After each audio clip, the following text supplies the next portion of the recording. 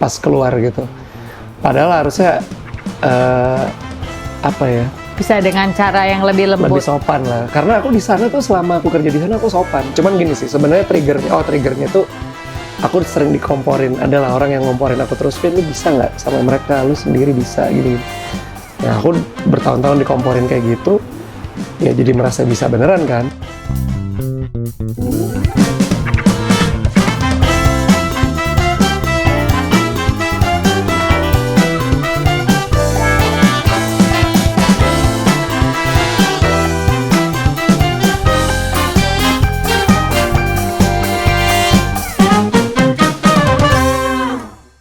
Gitu. Dan setelah 3-4 tahun keluar, makanya ganti nama jadi Viera Tail kan, karena kita menghormati legacy Viera itu sama Musica.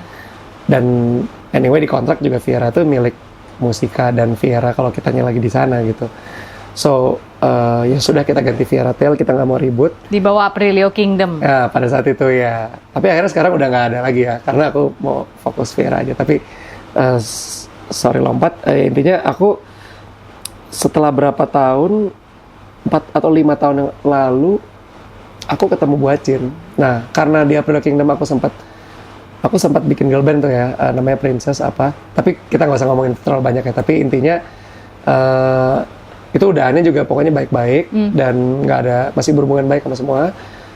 Tapi di situ aku karena tadinya cuman fokus ke talent, terus akunya sebagai musisi dulu di Viera, terus tiba-tiba aku jadi kayak Bu Acin ya. Terus akhirnya aku udahin Aprilio Kingdom itu. Nah, aku jadi ngerti what it's like on the other side of the table. Yes, yeah.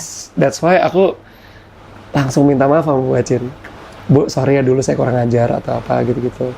Kamu datang tuh? Aku lupa lagi ketemu atau gimana. Pokoknya mungkin lagi di acara ulang tahun papa atau apa. Kan mereka masih berteman. Masih berteman. Aku samperin, aku minta maaf. Dan Bu Acinnya baik banget, sangat kayak, aduh nggak apa-apa Kevin. Motherly lah Motherly ya. banget, dia keren sih. Dan setiap tahun aku kalau ketemu dia aku minta maaf terus. Padahal udah dimaafin. Tetap aja Bu, maaf. Sampai detik ini aku kadang-kadang, Bu sorry ya dulu apa gitu. Dia udah maafin, cuman aku kadang-kadang ada rasa guilty ya. Karena aku dulu deket banget sama dia, kayak abis rekaman aku ngobrol di mejanya dia berjam-jam gitu. Aku she's a perfect role model lah gitu ya untuk pengusaha dan produser musik gitu. Ya pokoknya aku jadi ngerti karena ternyata nggak gampang jadi produser kayak Bu Acin.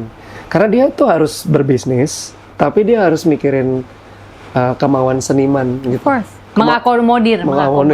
Sedangkan kan seniman kadang-kadang nggak sengerti itu sama bisnis dibanding knowledge-nya dia gitu. Tapi dia harus cari kata-kata yang tepat untuk nolak secara halus supaya seniman nggak jadi baper terus akhirnya dia itu kan susah loh. Jadi dia tuh wow hebat sih. Dia di sisi lain harus nyari duit dong ya kan supaya perusahaannya hidup. Jadi sampai detik ini aku amazed dia dari kecil sampai usia segini fokus di label dan di industri musik. Padahal I'm sure dia udah super kaya sih. Dia bisa usaha lain atau mungkin ada usaha lain juga banyak. Ada passion di situ. Cuman iya dia yang aku tahu dia masih ngantor Senin sampai Jumat atau apa, maksudnya literally ngantor yang bukan nyuruh orang buat sit on her desk. Gitu.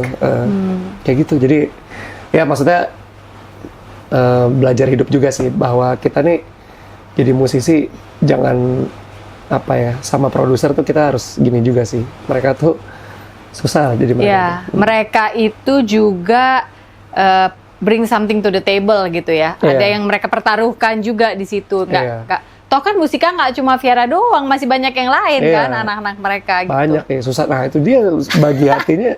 Belum setiap personil band punya masalah pribadi masing-masing. Artinya Bu Acin juara nggak baper. Ya nggak sih? Hebat sih dia. Iya. Pokoknya sampai detik ini aku ngefans sama dia. Iya kan? Iya, itu sih luar biasa. Aku juga banyak belajar dari teman-teman yang lebih senior gitu ya, kayak waktu itu pernah ada Mas Tanto Yahya juga nih kita ajak ngobrol-ngobrol. Ya kan Mas Tanto di Bali kan? Iya. Aku sering banget ngajar public speaking juga sama Mas Tanto di tempatnya dia. Tempat orang bertukar pikiran lah. Dia tuh selalu ngomong gini, Sof, pokoknya lu jadi orang ya, orang ngomong apa tuh lu jangan bawa baper. Ya, lu terima aja, kumur-kumur aja di mulut, terus lu pelan-pelan lu ludahin lagi. Karena kalau lu telan artinya lu pacaran. Bawanya sampai ke sini gedeknya gitu. Bener. Ya kan? Jadi kalau orang mau ngomong apa? Oh ya, orangnya orangnya nggak lihat lu. Lanjut lagi hidup lu gitu. Dia keren sih. Keren. Iya, role model juga tuh. The fact that he can be a politician aja up till today, itu mind blowing buat gue. Karena gue nggak paham tuh dunia politisi. Dia cerdas sih. Maksudnya di dunia musik dia juga hebat banget, dia yang mempelopori country bisa gede banget kan dia kan di Indonesia. Iya. Kan? Dan dia tipe yang menurut aku ada kemiripan sama kamu. Dia melihat bahwa di situ ada kesempatan, I can be the best di sana. So ngapain gue ikutin orang lain? Walaupun gue bisa, kayak tadi Kevin bilang, aku bisa sih di klasik orang dari dulu les, tapi ngapain aku di situ? Aku tahu di sini lahannya masih sepi, gue ambil yang ini gitu kan. Bener.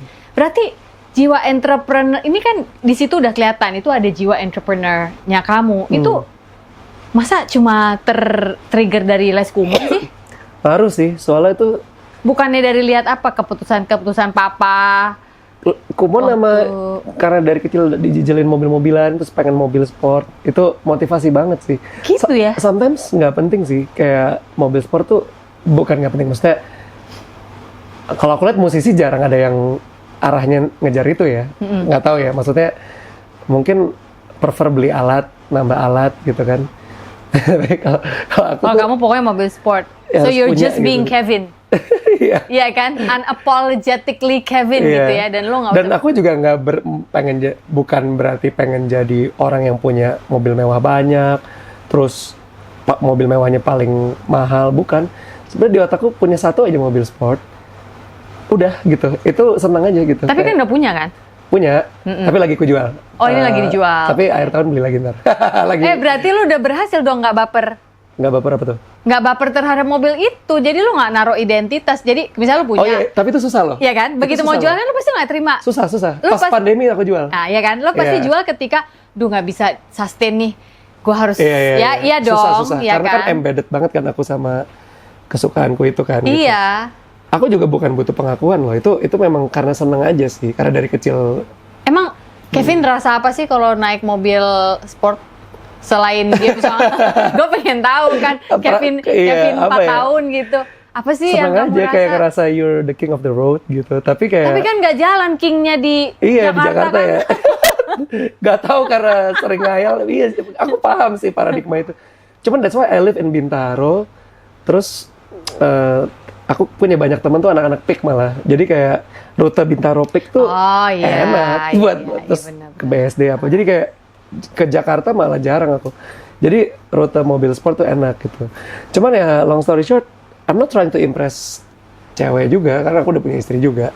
Istriku juga nggak peduli aku punya atau nggak sebenarnya. Dulu waktu ketemu nggak bawa mobil sport? Malah pas ketemu aku sempat aku pernah bangkrut lah. Dia ketemu aku pas aku lagi gitu. Pas bangkrut. Jadi lu naik apa ke tempat ketemu? Aku turun dari ojek online. Iya. Serius? Itu kan mobil produksi ya, mau nggak mau. Iya, I used to have Ferrari 430, and then aku jual itu, terus aku naik pas bangkrut. Hey guys, buku ketigaku sudah terbit. Hati yang gembira adalah obat. Si paling overthinking. Kamu sudah bisa mendapatkannya di toko-toko buku online favorit kamu. Saya tulis daftarnya di sini ya. Ayo segera dapatkan, segera dibaca.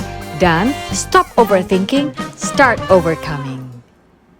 Dulu waktu ketemu nggak bawa mobil sport? Malah pas ketemu aku sempat aku pernah bangkrut lah. Dia ketemu aku pas aku lagi gitu. Pas bangkrut? Jadi lu naik apa ke tempat ketemu?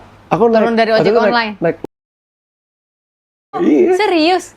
Itu kan mobil produksi ya, mau nggak mau. Iya, I used to have Ferrari 430, and then aku jual itu, terus aku naik pas bangkrut, terus aku beli lagi Ferrari 458. Tapi pas pandemi aku jual bukan karena finance, aku memang menurutku it's wise untuk diputerin dulu lah gitu. Aku makanya langsung bikin usaha restoran sama ada trading, jadi aku puterin ke situ lah. Tapi lo anak siapa sih nih kok pinter banget ya? Kagak lah masih banyak belajar. Tapi memang what you said was true, memang stres juga nggak punya gitu loh. Maksudnya kayak ada yang kurang gitu. Gue pengen pegang lagi gitu ya. Kayak Nggak, tapi the fact bahwa kamu bisa jual, menurut aku, kamu punya kebesaran hati. Ya itu susah sih. Iya, nggak semua orang bisa begitu karena tadinya Gengsi kan ya. dia udah naro. Kenapa lo susah Vin gitu kan, takut digituin kan. Iya, takut orang ngomong apa. Iya. Oke lah, gue nggak peduli orang ngomong apa. Tapi lo udah naruh identitas lo di situ, ada sebuah kemelekatan. Iya. Terus mau susah kek, mau harusnya waktunya lo puterin duit kek, lo nggak mau tahu. Pokoknya gue pegang ini nggak boleh ada yang ambil. Kan itu juga butuh kedewasaan loh. Iya. But I think the trigger was, I think COVID change you, ya nggak sih? Change we all gitu. Change the way we think gitu. Kayak merubah paradigma hidup banget sih. COVID tuh bikin seolah-olah kayak besok itu kita bisa susah gitu loh, walaupun kita punya duit gitu. Makanya dari situ aku, even pas COVID aku bisa nggak jual, tapi di otakku tuh apa ya? Maksudnya setelah nggak COVID lagi tuh, aku di otak udah kayak ini tuh kalau kita tuh nggak bisa ngerasa kaya aja. Maksudnya kita bisa besok tuh bisa terjadi lagi kayak gitu-gitu. Uncertainty-nya besar banget. Makanya that's why. Even until today, still masih ada perasaan itu? Setelah kita semua diterpa COVID kemarin? Masih, cuman ya seenggaknya ya perihal gini. Mungkin dulu tuh otaknya kalau punya mobil tabungan segini aja bisa. Nah kali ini kayak you have to punya segini untuk punya ini gitu. Kayak standar margin duitnya harus lebih kalau mau punya itu. Mungkin gitu doang yang merubah sih. Saking COVID mengamplifikasi ketidakpastian di dunia ini gitu ya. Tapi it happens to you juga gak sih? Kayak sama Mas Pongki. Mas Pongki kan juga musisi, berasa juga kan? Aku berasa kok. Maksudnya itu that era almost semua musisi pengen jual everything they have, panggung nggak ada. Ada kok musisi yang famous minim duit sama aku gitu. Aku nggak bisa sebut nama ya, tapi gila gitu. Itu gue dulu ngefans sama lu sekarang bisa begitu. Maksudnya itu ya. How uncertain dunia ini. Iya, aku bukan ngenyain dia, justru oh my god, berarti kita, kamu bercermin. Iya, it could happen to me gitu. Dan I have to be more cautious gitu kan, gitu sih. Lagi udah punya istri. Iya. Saat itu pacarnya, tapi ya gitu. Apalagi sekarang udah punya istri, benar-benar. Tapi kepo dong, waktu pertama kali punya mobil sport, yang diajak naik duluan ke mobil siapa? Ya istri. Waktu itu udah jadi istri ya? Waktu pertama kali punya, yang dulu belum kenal istri. Siapa ya? Ada gebetan apa emak bapak sih. lo? Mantan. Emak bapak lo nggak duluan lo aja? Enggak sih, mantan ada. Terus si mama gimana waktu pertama kali bawa pulang mobil sport? Nggak yang wow, Kevin gitu. Ya mereka kayak geleng-geleng kepala terus sih. Kayak kamu ngapain sih ini gitu. Kayak buat apa gitu. Tapi kayak bangga juga. Cuman kayak di satu sisi. Buat apa sih Vin gitu ya? Iya kayak. Sebenarnya musisi tuh nggak perlu begitu sih. Nggak perlu. Aku juga ngeliat jarang sih. Musisi yang into mobil sport hampir nggak ada nggak sih? Iya. Biasanya ke kalau gear. Entertainer artis yang pemain sinetron atau host atau apa mungkin iya ya. Tapi as a musician kan lebih ke larinya nggak ke situ kan. Ya gear, bener sih. Pasti alat deh, pianonya jadi 10, jadi 20. Tapi lu di rumah punya classical piano? Di rumah lu yang sekarang sama istri? Bukan classical piano tapi electric piano tapi itu unik. Yang punya sedikit kayak cuman Mas Yofi, aku sama beberapa orang deh. Itu, apa tuh electrical piano apa? Ada Yamaha gitu sih. Tapi aku lupa tipenya, tapi itu unik deh, I can show you the picture. Why would you say it's unik? Soalnya bentuknya tuh minimalis gitu, terus kayak, aduh, nanti kirimin foto ya? Biar kita bisa tunjukin teman-teman yang nonton di sini. Nggak, tapi kenapa unik menurutmu? Kenapa? Kayak minimalis gitu, terus nggak begitu gede, tapi itu in a way it looks good in your house gitu. Oh gitu, oke. Tapi kalau untuk grand atau baby grand pernah punya seumur hidup? Belum. Nggak pengen juga? Pengen sih, tapi nah itu dia, aku mendingan buat mobil gitu. Lucu ya? Ya kan? Nggak penting banget sih, tapi ya udah nggak tahu kenapa. Hal-hal yang kita jadi tahu gitu. Setiap orang tuh apa sih yang membuat dia termotivasi? Tapi I can guarantee ya, di antara semua pianis-pianis yang famous di Indonesia gitu, aku pasti pianonya paling dikit. Aku jamin deh. Kayak setahu aku Mas Yofi atau Randy Niji gitu tuh pasti macam-macam. Wow, various banget gitu. Dan itu keren gitu. Cuman I don't know kenapa aku nggak into begitu. Dan tapi regardless, memang toh kalau kakak perhatiin kan sound laguku kan emang piano doang kan. Ya. I never use synth Nggak. or sound apa. Jadi ya sudah, jadi ya toh pianonya sedikit nggak apa-apa juga. Jadi aku pikir ya sudah gitu. Untungnya selera laguku gitu juga gitu. Jangan-jangan kalau bisa ngeband kau bawa Ferrari kau itu ke atas panggung kau bawa. Buat taruh aja mas. Mas ini bagian dari Riders mas. Bagian dari Pokoknya Riders. taruh aja. Jadi saya main sambil nyender ke hubcapnya. Lucu ya anak ini ya. Tapi sekali lagi intinya buat aku itu ada bagusnya untuk triggering your dreams sih. Jadi if you wanna be a musician that have dreams sih. Jangan jadi musician yang cuman manggung aja, ini.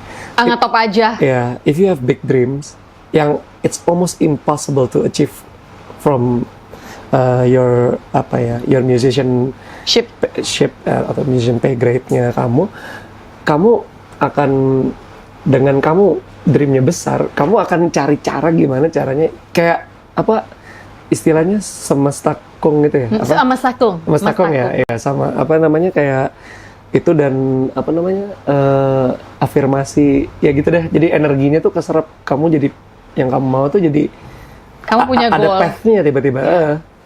Jadi bukan pure talent sih, emang kita kerja keras gitu. Kita pasti ya contoh gini, aku juga ya untuk Vieranya Exis kan ditolak dulu loh berapa kali kan yang event itu Andante.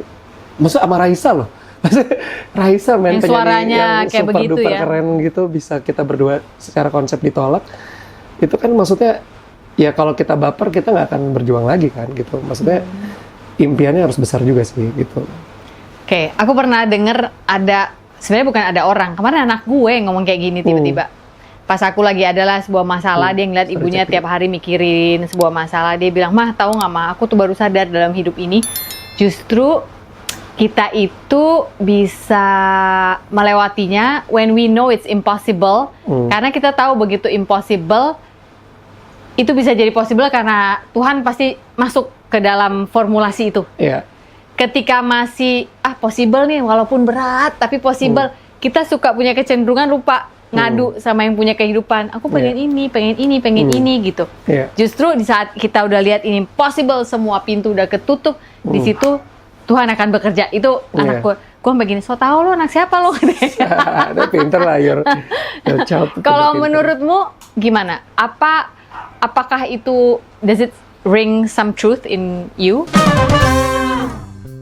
Tapi ketika terjadi ini lalu kamu harus balikin duit orang 17M itu, ada bisnis yang crash lah ya pada saat itu. Kevin seperti apa nih yang kamu bisa share sama kita yang tidak pernah orang lain tahu? Selama 4 tahun waktu harus beresin utang itu, kamu hidup dalam ketakutan juga nggak yang harus setiap hari kamu lawan? Takut, karena setiap bulan itu pasti ditagih juga kan. Kadang yang nagih kan 17M itu beberapa orang. 11 orang ada kali. 11 orang itu kan nagihnya beda-beda hari. Tapi itu pertama kali saya expose itu pas udah lunas. Jadi itu bukan saya minta IBA dari orang ya. Itu justru saya udah lunas, baru saya cerita di YouTube. Pertama kali viral kan karena saya expose di YouTube. Iya. Tapi mereka juga nggak nge-expose ya. Karena udah selesai. Nah, selama 4 tahun kan they have a choice if they wanted to. Nah itu karena aku lobby terus. Itu yang aku bilang. Aku harus. Itu karena doa mama kau. Iya. Barangan kau. Cuman kan.